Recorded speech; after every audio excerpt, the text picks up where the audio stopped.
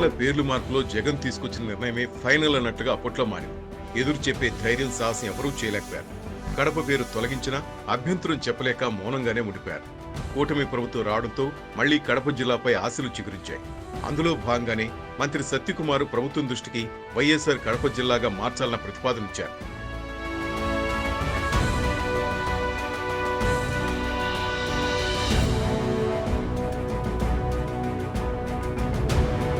వాస్తవానికి వైసీపీ అధినేత జగన్ నియంతగా వ్యవహరించిన ఆరోపణలకు కడప పేరు మార్పు కూడా ఓ కారణం. మాటే శాసనంగా మారడంతో ఎదురు చెప్పే సాహసాన్ని ఎవరూ చేయలేకపోయారు. అయితే కొత్తగా ఏర్పడిన ఎన్టీఆర్ జిల్లాకు మాత్రం ఆ సమస్య లేకుండా పోయింది.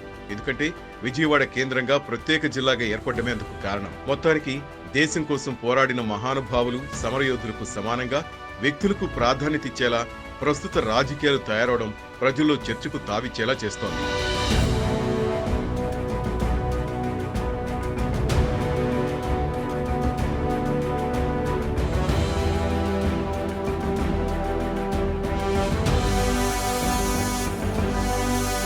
ఆంధ్రప్రదేశ్లో మళ్లీ జిల్లాల పేర్ల మార్పు అంశం తెరపైకొచ్చింది.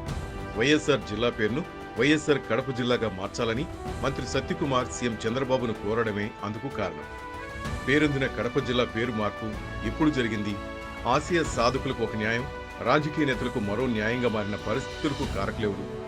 అధికారం ఉంటే ప్రాంతాల ప్రాధాన్యతకు తిలోదకలిపొచ్చా? ఇంతకీ కడప జిల్లా పేరు మార్పులో అసలు జరిగిన వాస్తవాలేందో చూద్దాం.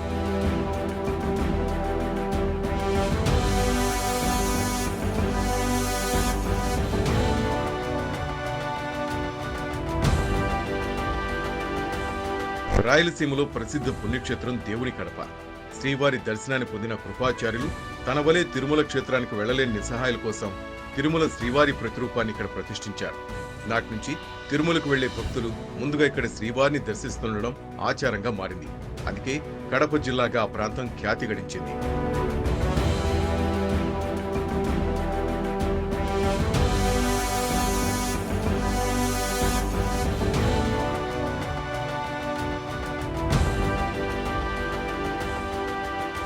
ఆంధ్రప్రదేశ్ విభజనకు ముందు ఉమ్మడి రాష్ట్రంలో 23 జిల్లాలు ఉండేవి. విభజన తర్వాత ఏపీలో 13 జిల్లాలున్నాయి. ఇందులో ప్రకాశం, విజయనగరం తప్ప అన్ని జిల్లాలు బ్రిటిష్ హయాంలో ఏర్పడ్డవే. పరిపాలనా సౌలభ్యం కోసం గుంటూరు, నెల్లూరు, కర్నూలు జిల్లాల నుంచి కొన్ని ప్రాంతాలు కలిపి 1970లో ప్రకాశం జిల్లా ఆవిర్భవించగా విశాఖపట్నం, శ్రీకాకుళం జిల్లాలోని కొన్ని ప్రాంతాలతో 1979లో విజయనగరం జిల్లా ఏర్పడింది.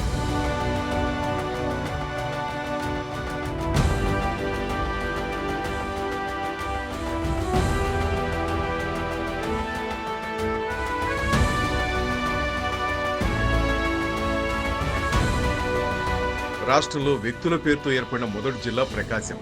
స్వాతంత్ర్య సమరయోధుడు, ఆంధ్ర రాష్ట్రానికి తొలి ముఖ్యమంత్రి టంగుటూరి ప్రకాశం పంతులు సేవలను గుర్తిస్తూ 1972లో ఒంగోలు జిల్లా పేరును ప్రకాశం జిల్లాగా మార్చారు. ఆమరణ నిరాహార దీక్షతో తమిళనాడు నుంచి ఆంధ్ర రాష్ట్రాన్ని సాధించిన పొట్టి శ్రీరాములు పేరును 2008లో నెల్లూరు జిల్లాకు పెట్టారు. ఉమ్మడి ఏపీ సీఎంగా సేవలనిచ్చిన వైఎస్ రాజశేఖర రెడ్డి పేరును 2010లో కడప జిల్లాకు పెట్టారు. జిల్లాల పేర్లైతే మార్చారే కానీ వాడుకలో కొంత వ్యత్యాసాలు చోటు చేసుకున్నాయి.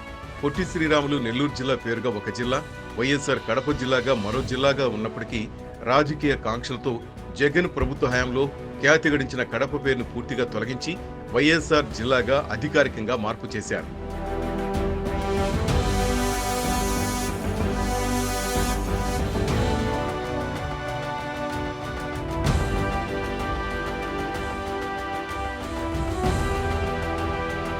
రెండు 2022లో 13 జిల్లాలు కాస్త 26 జిల్లాలుగా మారాయి.